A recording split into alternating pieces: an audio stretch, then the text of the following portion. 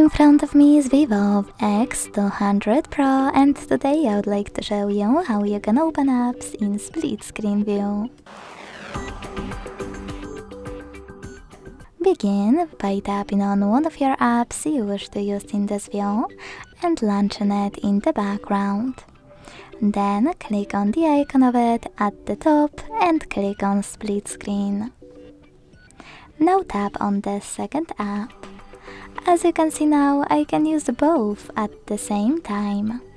To go back from this mode, you can drag one of your apps all the way up or all the way down and hit home button, or you can swipe both in the background.